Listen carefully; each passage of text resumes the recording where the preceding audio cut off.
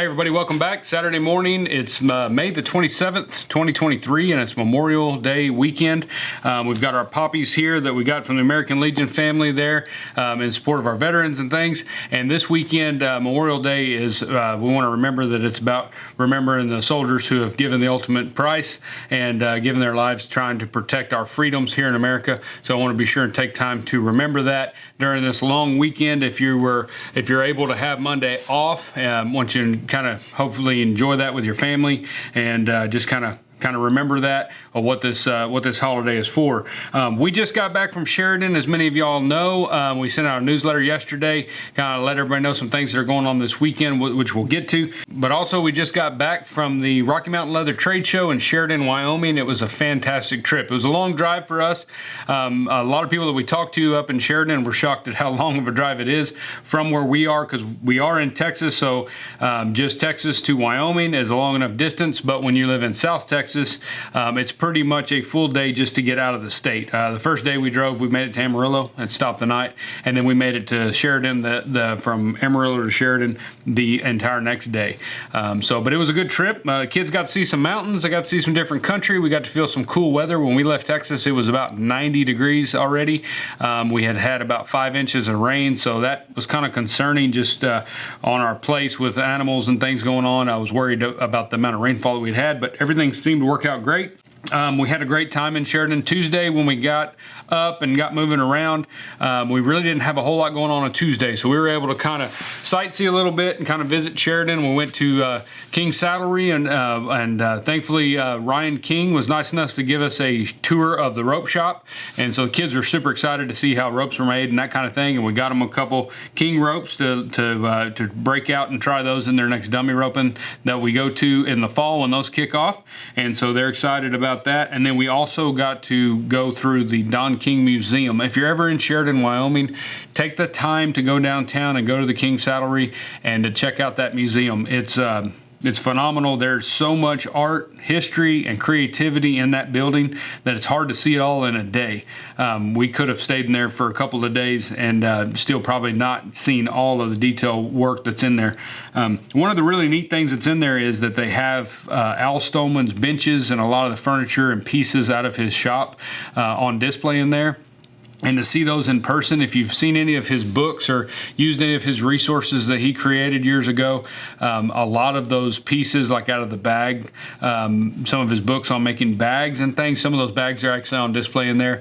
As a pattern designer nowadays, almost more than I am anything else, we do a lot of patterns, as you well know. It was really neat to see, because inside a glass case they had a lot of his drawings of the original sketches and drawings and ideas for a lot of the books that we're all accustomed to, a lot of the books that we've used as resources and reference material. You get to see his hand drawings, kind of hashing that out. You know, back in those days, you didn't have computers and Illustrator and all these things to use for graphic design. So everything was done by hand, and so it's neat to see all those notes and those things that he's got there. But to see the benches and all his tools and things, it was just it's just a really neat opportunity and a really cool thing. Not sure if the kids realize exactly what they were looking at, but as they get older, they'll appreciate it more and more. But they were in love with the museum itself. Lots of taxidermy in there, lots of old guns, old Indian heritage history stuff in there. Just a lot of Native American stuff. Just stuff from all over the world. Many craftsmen, saddles from some of the old masters and everything. Just a really neat deal. So if you're in Sheridan, go check that out. But we got there. And like I said, Tuesday, not a whole lot, just kind of hung out and everything. And then Wednesday, I taught classes Wednesday and Thursday, so 2 full days of classes. Great people to work with on those long tooling days. It was a lot of fun. I hope everybody got a lot out of it that attended those classes. I feel like they did. We did learn one thing, and I'm going to be doing a video on it here in the next few days. I'm going to do a video on some more knife work or swivel knife work practice. That was probably the biggest deal that we took away from teaching those 2 classes, was that we all, as toolers or floral carvers, we all need to make more time in the day to practice and become more and more efficient with that swivel knife, because it's kind of one of those deals where we've learned is no matter how good a beveling you do or how good a backgrounding you do or hair shading or any of that, if the lines aren't carved correctly, it's not going to fix it. So we've got to be able to carve proficiently and quality lines that are accurate. And so that's what I want everybody to, I'm hoping everybody took away from that deal. And we had some great carvers in both classes, some people that are really talented, knew what they were doing, but we saw opportunities in there to improve on their knife work, whether it was the depth of the cut. I like to cut those cuts deep so that we've got a good depth on that incision, and that way when we go in there with that beveler, it makes a decent impression and stays down to maintain that depth. If you carve too shallow, you can fight that depth in your tooling, because you're not separating or incising that cut where you're going to bevel that line down. So we worked on that a bunch, worked on just accuracy. Another thing that getting the knife buried in the material deeper and carving a nice deeper line with a sharp swivel knife is that it gives that blade a lot more stability, which is going to give you those more flowy lines, the nice, clean, elegant lines. They're not going to skip around as much or look kind of crooked or jagged. They're going to be much more of a smooth flow type cut. So we worked on that, and we saw a lot of improvement, and like I said, a lot of them were already carving very well. But it's like when you go to any kind of class like that, I do the same thing. When I'm with somebody that's above my level on a certain topic, I want to see if I can improve my way to that direction by trying what they're doing. And so I think we accomplished that. Had a lot of good feedback, and everybody seemed to enjoy it. So we got done tooling those 2 days, and then we ended up setting up for the show. We got the saddle dropped off that we built for that show. We'll talk about that in just a minute, but we got it dropped off to the leather debut, and there was a lot in there, a lot of neat stuff in that leather debut, the world leather debut there that goes along with the Sheridan show. It was phenomenal. But got that dropped off, and then we got our booth set up and everything Thursday evening before the King's reception, and we were able to get ready to go for Friday. Then the show went Friday, Saturday, Sunday. Fantastic show. I don't know if Cheryl and them, the Leather Crafters Journal that puts that show on, I'm not sure if it all went off without a hitch for them or not, but it felt like it did to us. As far as I'm concerned as a vendor, it was fantastic. It was a new venue, so anytime you move anything, there's always, is there going to be any bobbles or any problems? I didn't feel a thing. I mean, it seemed to work great. We had a great booth position within the show. When you walked around, the show was at the Sheridan College this year. When you walked around, it was like every corner you turned, there was more vendors. And so I'm not sure if I saw them all. And I walked around a few times. I'm not sure if I saw all the vendors at all, but there was just so many people there and had a good turnout. And so I thought it was a fantastic show. I thought everything went just as smooth as it could. Like I said, if you're behind the scenes working on it, there may be some issues they might have had. I don't know. But like I said, if they did, we didn't feel them, or at least I didn't as far as a vendor. I thought they did a phenomenal job. And so thanks goes out to the Leather Crafters Journal and all the people that volunteered to help them put this show on, and we were thoroughly pleased, and we will be back next year. That's on the books already for us to come back to Sheridan next year. So if I didn't get a chance to meet you, or if you didn't get a chance to come to Sheridan this year, maybe start thinking about next year, and maybe we'll get to see you. We might even be putting Prescott on there, but we'll talk about that more in some other videos. As far as the World Leather debut, that is something to see, and I think it was the 25th year that they've been doing the World Leather debut, and it was something to see. I've been to Sheridan once before, and I'm not sure I went through the debut at that time, but if you go, you have to go through it and see the amount of craftsmanship, artistry, precision, creativity. There's just so much in there. Everything from chaps. They had rodeo chaps. They had saddles, of course. They had small personal carry items, belts, artistic sculpture type pieces, standalone like frame type pieces. They had gun scabbards, holsters, lots of holsters. It's just anything you can think of that you could make out of leather and more. One of the most talked about pieces that was in that show was by a fellow named Yone, and he is an amazing craftsman. Just can't say enough about the type of work he does and the stuff he he accomplishes that leaves most of us looking at it going, how did he even do that? But he did a life-size red-tailed hawk that is a sculpture, basically, out of leather. The entire hawk is out of leather. The claws, the feet, the feathers, everything. In fact, I've been following him on Instagram, I guess since last year at Waco. I got to know him a little bit and started following him. And but I've been seeing him all this year carving and burning feathers. Like, he's been creating these leather feathers. And I had no idea what he was doing. I just knew he was making a lot of feathers. And it was just like, man, what's it? And then I saw he had posted the feet after he had gotten those done. And I thought, he's building some kind of hawk or eagle or something. And that's what it was. It was a red-tailed hawk, and it was a phenomenal job. I mean, it was really neat. Life size, big. That thing was probably yay big and about that long. And you can find it online. You can put a link down in the description to the World Leather debut. And you can see all the placings and how everybody did and all that. He won his class, best show in his class there. And then you can go find him on Instagram. I don't know his Instagram handle right offhand, but you can find him pretty easily. But he's got pictures of it there, and I'm sure there's going to be some articles written about it or something at some point, because this thing was really neat.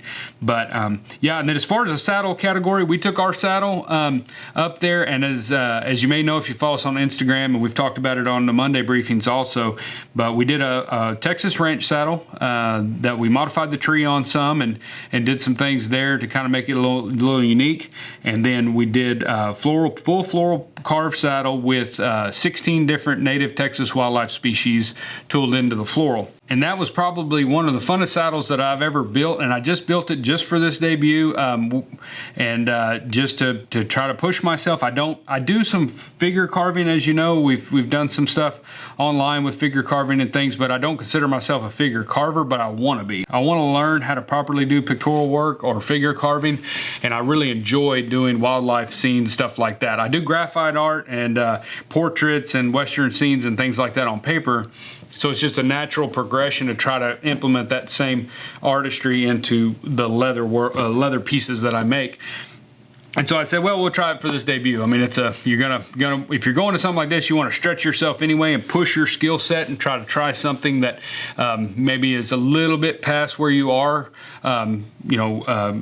creatively and even just craftsmanship wise. And so that's what I tried to do with that saddle. We ended up getting second place in the debut, and we were thoroughly pleased and honored about that.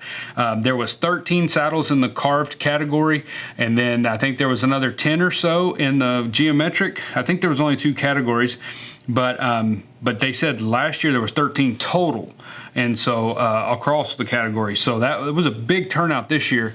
And in the carved section, I didn't have a lot of time to really study everybody's saddles that were in there, but all the saddles that I saw, just passing through there and kind of looking at them all, phenomenal work. The craftsmen that entered the debut, if you entered it in 2023, you should be very proud of the work that you're doing now, because there was a lot of good work in there. And so that's, getting second in a class with that many good craftsmen in there is a true honor, and we were extremely excited about that. First place went to Matt Warner, and he did a beautiful Wade saddle. It was really nice, a two-tone brown, which is always one of my favorite finishes. I almost did this saddle two-tone brown, but I thought with a figure carving I was going to have enough hours in it already, and it probably will never sell anyway. So I thought we'll just leave it light oil antique. But I love two-tone brown. I love that look, and that saddle was really, really nice. And so he got first, and then Adam Tanner did a very nice 3/4 floor roper, and it was real clean. It looked really nice. He took third place. So those were the top 3. But like I said, I was telling somebody there, to be a judge in that class and to have to try to pick the top 3 out of that would be a pretty tough deal, because there was so much good work in there. And so it was they had their work cut out for them. And I want to thank the judges for taking the time, not only for this class, but for all the classes in the debut. I want to thank them for taking the time out of their day, because they were up there Thursday evening, some Friday morning probably, trying to get everything placed out, get all the pieces looked at, and make a nice conscious decision on how they were going to place the class. And so we want to thank them for their time and for doing that for us, because without a judge, you really don't have a competition. And so we've got to have people that are are willing to do that. So thank you guys.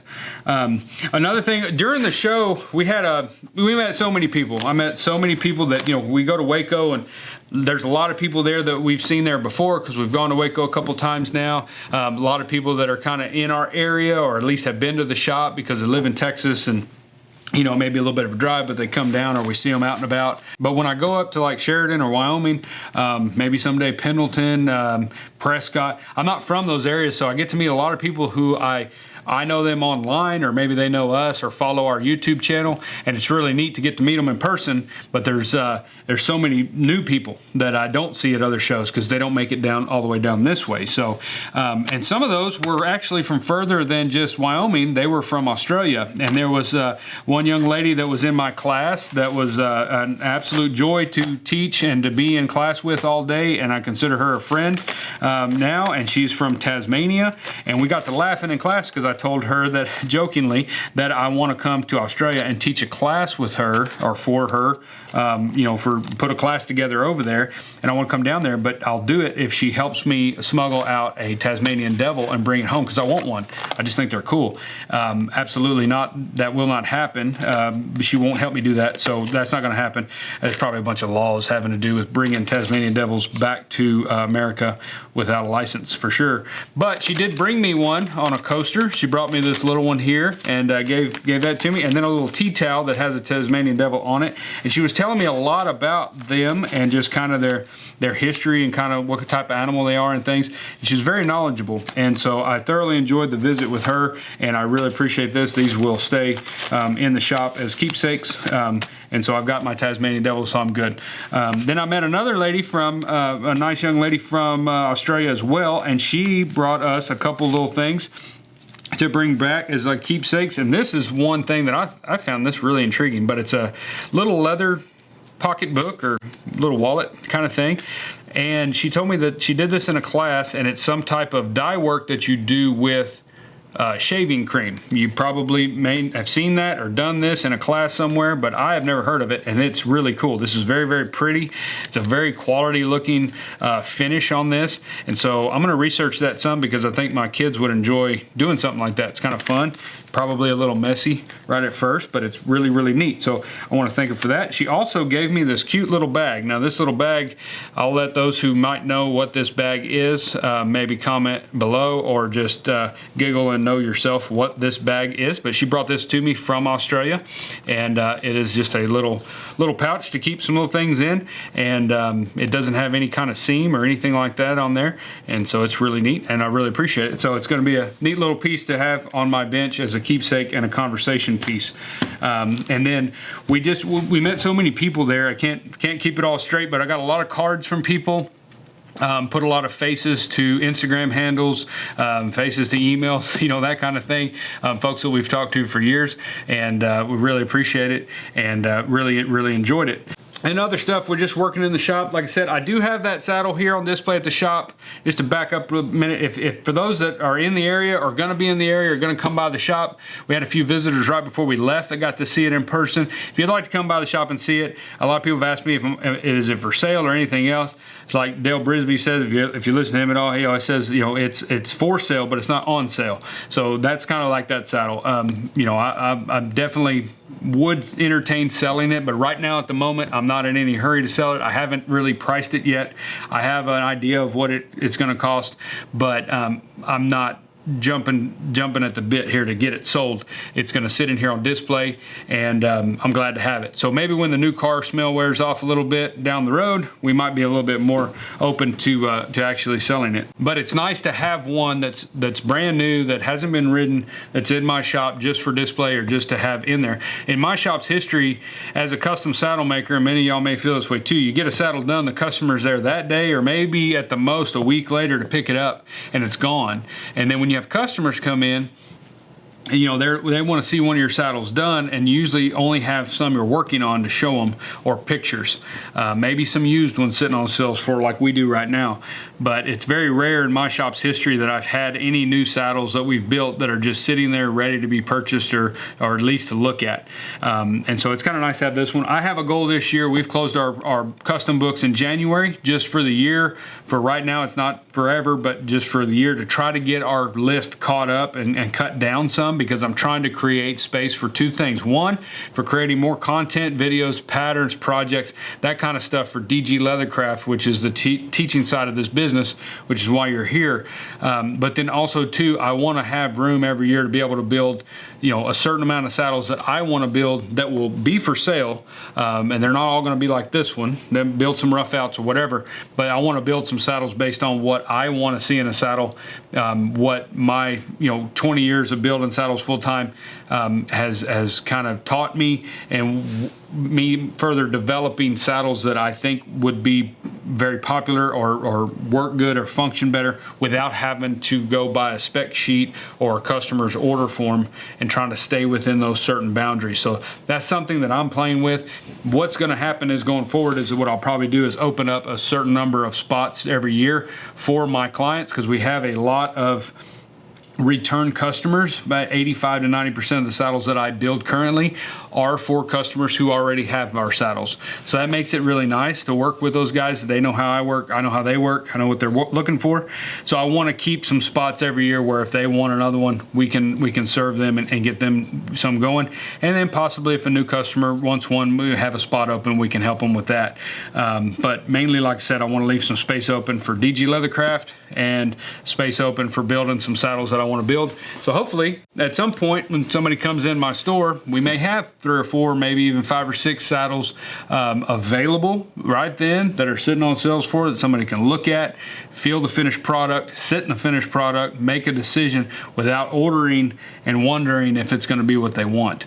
I think that's a little better business model for us at the moment. And so we're going to give it a whirl, see what happens. But that's what we're doing. So if you're in the area and you want to come by and see that, it'll be here on display for probably going forward for a long time. We'll get a nice little display set up for it. I'm also going to do a write-up. I'm going to do a full article. I was going to take the camera out there and show it to you, but I'm going to take some nice photos of it and do a little write-up article for our blog. I'll share that on social media. I'll send it out to our newsletter, and then it'll explain all of the animals that are on the saddle and why. It'll explain some of the design features of the saddle, what we did, and that thing, and some pictures so that you can see the finished product as a whole. And like I said, it's just kind of it's what I would call a theme saddle, and there's a lot about it that is done for a particular reason to fit that theme. So we enjoy doing those. I like doing that kind of stuff. So it's really, I've done probably in my career, I've probably done, I'm gonna guess off the cuff, probably 8 or 9 what I would call theme saddles that had some type of theme about them, not just a floral, flower, and leaf type theme, but a certain particular theme as an artistic theme. And so this is another one to add to that. They're a lot of fun, but they take a lot of time in the design, layout, and thinking of all the elements that go on that saddle. But that's a wrap up on the show. That's kind of an update on kind of what went on. We left Sheridan, Wyoming Monday morning and got home here about Tuesday about 6 o'clock. And so we got here before dark, so that was nice. We were able to kind of get home and relax a little bit. Then the Wednesday we unloaded the trailer, got everything put back in the shop. Thursday we spent all day putting the shop back together and doing inventory. We had put something on the website that we weren't gonna, that if you had ordered something last week, it wouldn't go out till the 24th. I should have said the 25th or 26th because I wasn't taking into account unloading and trying to find the inventory and get everything so that we could fill orders. So anyway, if you ordered something last week, you've probably already gotten an update. You already know where everything's at, but it headed out either Thursday or Friday. So we did that and then got all the orders done. And as we were doing inventory, Claudia, I didn't even know it. We had gotten a box of caps in before we left that she had ordered. I just opened the box, found out they were caps, closed the box back up, and went in the trailer, and we went to Sheridan. When we got there and we're set up the booth, she had ordered a bunch of new colors of caps and a couple different styles and things. And so we had a bunch of new ones that aren't on the website while we were up there. So when we did inventory, I said, you know what? It's Memorial Day weekend. We just got back from Sheridan. It's summer's kicking off. Let's throw a sale. So we're putting on a sale. If you're on our newsletter, you got notified about that yesterday. And if you're following us on social media, you saw it as well. But it started last night at midnight. And it will run through Memorial Day, Monday at midnight. It'll stop, but it's 20% off all of our merchandise: caps, hoodies, t-shirts, stickers, patches, our sweatshirts, t-shirts, all that. Is 20% off, as well as our digital and printed pattern packs and all of our material packs. That's the material packs as well as the from the Cut Bench page. It does not include our courses, our online courses that we offer. It doesn't include our belts and wallets, our pre-made, our finished leather goods, anything like that. Mainly just sticking with this sale. We're just sticking with things that are going to help you kind of kick off your summer, whether you want just some of our merchandise, or if you want patterns, material packs, those kind of things. That's what this sale is geared for, to kind of kick off the summer. I'm in here all weekend, off and on. I've got some obligations I've got to go to this evening and this afternoon, and then tomorrow we've got some stuff, but I will be in and out of the shop. I've been in here today just kind of monitoring. I'm cutting stuff. I'm going to do my best to keep stuff in stock as far as material packs go, as stuff runs out, because I've got quite a bit of leather. I cut what I could when I went to Sheridan, and what we came back with, I cut some more yesterday to be sure we had plenty of all the different things.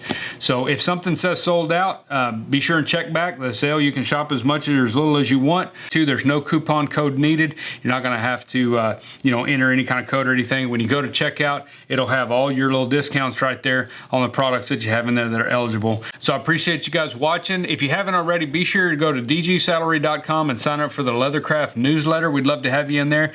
You'll get notified before everybody else on everything. We kind of do all our early bird stuff through there, and so it's a good thing to be a part of. Also, if you haven't already, go to Apple or Spotify and search for Lost Trade Podcast, and you'll find us there. We've got, I think, 40-something episodes on there. Last week while we were in Sheridan, we had a new episode drop, which is with Chuck Dorsett with Weaver Leather. Absolute joy to talk to him. It's a long one, I'm going to warn you, but you had Chuck, who likes to talk, and me, who likes to talk, on the same podcast talking to each other, so it could have gone way longer than it did, but I kind of cut it off so it wasn't 3 or 4 hours long. And I think there was a spot in there where he might have been interviewing me, which is possible. But very good episode. Chuck's a great guy. I got to know him a lot more out there in Sheridan, and he's pretty much the same guy no matter where you catch him. If you on the balcony of the hotel, or in the parking lot, or on the podcast, or in his videos, he's just a neat guy and a total joy to visit with. And then next week, we do have a new episode that'll come out. And if you're a pictorial carver or a figure carver in particular, you've heard of this guy and the tools that he makes. You may own a bunch of his tools. He's an icon in the industry when it comes to stamping tools and quality product and just design and artistry. He's a very neat guy. I consider him a friend, and I completely was honored to have him on the podcast. And that one will drop next week. And so be on the lookout for that. I appreciate you guys watching, and we'll holler at y'all next week. And hopefully we'll get back on track with our Monday morning briefings.